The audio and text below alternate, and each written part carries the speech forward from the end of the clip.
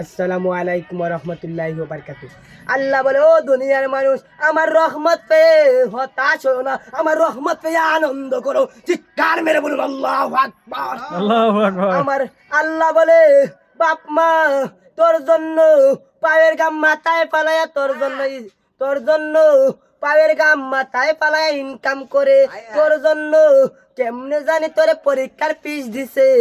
বাপটা মুখে হাসি নিয়ে বাজারে গেছে, পকেট খালি, পকেটে বড়া, প্যাকেটে বড়া, বেগে বাজার নিয়ে ঘরে ঢুকছে। তোরে কষ্ট বুঝতে দেয় নাই, বাবার গামগুলো সার দিয়ে এমন ভাবে পরীক্ষা করে ঢুকছে, বাবার কষ্ট বুঝতে দেয় না।